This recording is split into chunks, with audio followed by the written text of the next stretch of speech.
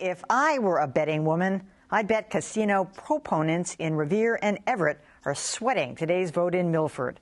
The referendum on a proposed Foxwoods resort has been something of an afterthought. But the recent defeat of the Suffolk Downs proposal in East Boston could bolster Milford's chances of winning the sole casino license for eastern Massachusetts. WGBH News political reporter Adam Riley has more. In Milford today, signs of the town's high-stakes casino referendum were everywhere. At this polling place, closest to where the proposed casino would be built, there was a steady stream of voters all morning. By noon, more than a quarter of eligible voters had cast ballots. And based on our unscientific survey, most were voting yes. I'm a union man, retired, and I think it's good for work for the area. You know, we need the jobs. It's a good thing for the town. It'll bring a lot of money into the town. It'll help the fire department, the police department. Jobs, money, something to do. My God-given right to gamble. That came as an unwelcome surprise to casino opponent Rosalind Seal. The response that we're getting while we're holding signs, so many people we know are no votes. They're neighbors of ours. We know that they've already told us. What's your prediction about what the outcome is going to be? I have no clue. I have no crystal ball, and I have no clue. This spot right here is one of the proposed entrances to the Milford Casino.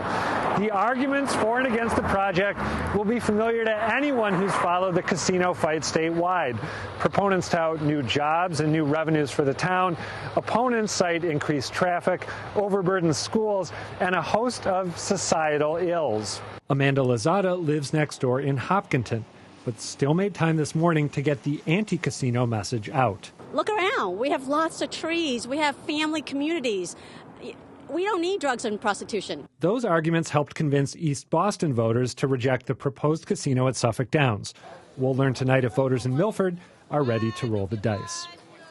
All right, my first guest has been following the Massachusetts casino saga every step of the way. Jason Schwartz is a senior editor at Boston Magazine. Welcome, Jason. Hey, thanks for having me on. It's interesting that Adam mentioned Milford as an afterthought because virtually every politician, from Tom Menino, Revere Mayor Dan Rizzo, Rob Consalvo, and the Boston City Council, they only talk about Everett, Revere, and Suffolk Downs, as if that's the only Suffolk Downs being straddling both communities, of course.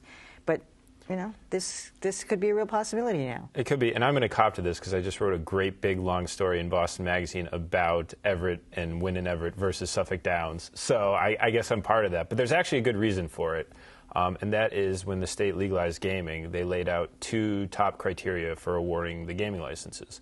One is the potential for economic development, improving the area, improving, depending on your perspective, and the other is raising as much revenue as possible for the state. And the thing we know is the closer a casino is to a big population, the more money it's going to make. So almost by definition, a casino in Everett or a casino in Revere is going to make more money than one in Milford. Definitely going to be a bigger draw there.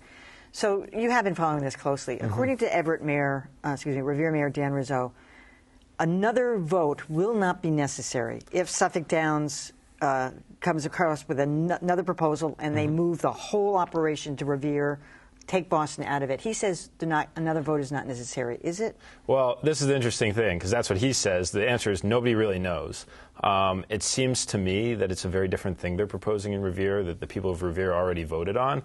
So I have some questions about that. But really it comes down to what the Gaming Commission decides.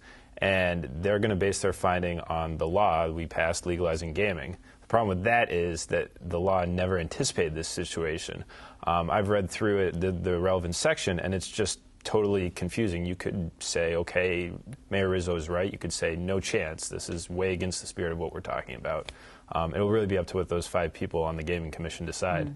Are you surprised at how this whole thing has kind of devolved from all this fantastic, futuristic support? The governor saying it's going to bring us $200 million a year. Everybody seems to be dialing it back. Oh, it's just a place for entertainment, he just said recently. As if the projections just aren't there. And the no vote in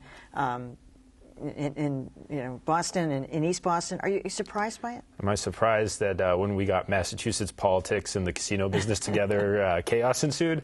Not particularly, I guess. It's, this is what happens. It's a bumpy road. I think there's some growing pains. This is really maiden territory for the state. We've never done anything like this before. We don't really understand the gaming industry that well because we're new at it. We're learning. So it's not a total shock, I think. Are you convinced it's going to happen? I would think so. This train is on the tracks. We're going to see what happens in Milford today. The Wynn proposal in Everett is still very much alive, pending them passing their background check. So and then we'll see what happens with Revere. I mean, there are a lot of balloons, a lot of balls in the air, but the state has a lot at stake at eventually figuring this out.